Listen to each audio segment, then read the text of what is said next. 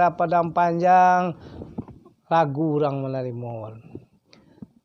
Masuklah nyo ke daerah Pariaman. Makanya di sini diterima secara baik orang di Sungai Sari, akhirnya dibuat surau di sini di Kota Tua. Di sini mulai mengembangkan ajaran agama Islam. Ikut dari Siak, makanya jadi kini sampai kini jadi kecek orang awak. Lamangnya lah agak sebatang untuk orang Siak saya jadi. Bismillahirrahmanirrahim. Assalamualaikum warahmatullahi wabarakatuh. Alhamdulillah nahmaduhu nasta'inu nastaghfiruh na'udzubillah min sururi anfusina wa min sayyi'ati a'malina. Yahdillah fala mudhillalah wa may yudhlilhu fala hadiyalah. Asyhadu an la ilaha illallah wahdahu la syarikalah wa asyhadu anna Muhammadan abduhu wa rasuluh sallallahu alaihi wasallam la nabiyya ba'dah. Allahumma salli wa sallim wa barik ala nabi karim wa ala alihi wa sahbihi rasulillahi ajma'in. Amma ba'du. Tentang adat nambah sandi sarak basandi kitabullah. Jadi untuk itu mari kita kami imbau tolong generasi muda, pemuda, pemudi, remaji itu untuk memperdalam atau menambah ilmu pengetahuan di tentang adat nambah sandi sarak basandi kitabullah. Karena dengan kurangnya kita punya ilmu pengetahuan tentang itu, murah saja kita terguyur dari cerita orang lain dan melecehkan atau meremehkan adat Minangkabau. Apalagi tentang nasab, suku, pusako, kadang-kadang digalakkan orang kita orang Minangkabau. Dek karena dak ada jawaban nan jaleh dek masyarakat kita di Minangkabau kepada orang-orang nan bertanya ke orang awak nan ada di perantauan. Sehingga murahnya menyampaikan salah adat Minangkabau. Jadi dengan itu kami himbau generasi penerus itu anak keturunan cucuang Kaperi di Minangkabau. Jangan bisa mendanga cerita saja atau mendanga dongengan dari orang lain atau baca sejarah masa zaman dahulu. Di itu saya dapatnya dari tahun sekian masuk Minangkabau jaya. Tekeko cerita tekeko aja ni itu saya sobok. Jadi kalau dapat mulai dari kini atau dari kami imbau tolong generasi memperdalam ilmu di tentang adat nambah sandi sarak basandi kitabullah. Bantunya nangkok bisa adat basandi sarak. Yang mana dikatakan adat, nama yang dikatakan sarak. Dan kalau kita bulah, mungkin gitulah semua tahu. Yaitu adalah yang disebut kita bulah itu di Minangkabau cuma satu-satunya Al-Quran. Bang awak Minangkabau dulu labar adat mungkin beribu tahun sebelum lahirnya Nabi Isa. Labar adat orang Minangkabau. Lah kokoh adatnya. Bakal dikecela kokoh adatnya karena diakui seorang pengembara Ibnu Abtitah yang datang dari tanah Arab, dari Timur Tengah, mengembara ke daerah Asia. Sehingga sampai ke daerah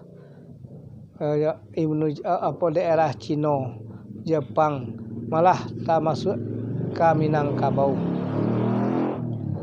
Di sini menceritakan di dalam buku perjalanannya yang ditulis di dalam buku Yunani kuno.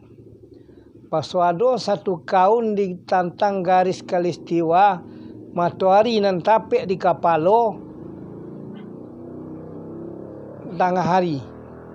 Jadi di sini orang sekelompok umat atau sekelompok manusia atau sebuah kaum yang besar lah penuh atau lah kuat berhadapannya sehingga lah kokoh berhadapannya, yaitu manusia di sini tu pakainya segala hitam, baju hitam, selawar hitam, deta hitam. Itu ciri khasnya sehingga orang gola penuh berhadapan. Sehingga ada pisapat nalaye dari orang-orang itu, yaitu hidup di kanduan adat, mati di kanduan tanah. Itu pisapat waktu itu. Yang tersusun waktu itu baru nenek mama pengulu manti jodoh balang. Tali nanti gua sepirinan, tungku nanti gua sejarangan.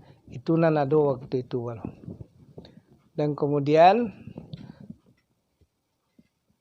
masuklah agama-agama lain untuk membawa perbedaan atau memasukkan atau persamaan kadang-kadang adat Minangkabau. Malah orang adat Minangkabau dibawa agama Hindu de orang India, agama Buddha. Tak terguyur. Tidak malakeknya lah. Lain diterima, ada pengikut seorang yang berdua tapi tidak terima. Akhirnya tidak ada kesan tinggal di Minangkabau. Tandanya tidak menyatu je orang Minangkabau. Dan kemudian datang pula agama lain dibawa oleh orang-orang berkuasa seperti penjajah masuk ke daerah dari Eropah, masuk ke daerah Minangkabau. Sehingganya tak juga apa dah, malah diagihnya izin di kota-kota besar untuk mendirikan gereja. Tapi tak bisa di kampung-kampung tak masuk dah, tak diterima dalam Minangkabau. Karena itu beribadah itu tidak bisa dilarang. Sehingganya diagihlah izin ini untuk membuat ibadah di negeri Minangkabau. Dan kemudian di abad kedua balik Islam masuk ke Minangkabau.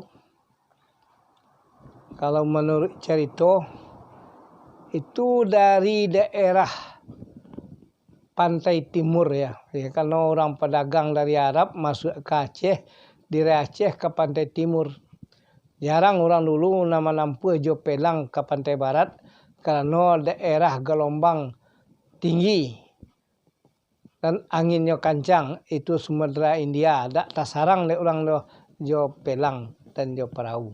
Makanya ke pantai timur orang masuk. Sehingga pedagang-pedagang lah membawa dari Arab itu masuk ke daerah Aceh, dari Aceh melalui ke pantai timur. Itulah makanya sampainya ke Bangkinang, ke Tanjung Pinang, ke Tanjung Pinang. Sehingganya dulu barang-barang narancak masuk ke daerah Minangkabau disebut barang Tanjung Pinang. Kok embe lah sembar Tanjung Pinang, kok cambuang lah barang Tanjung Pinang.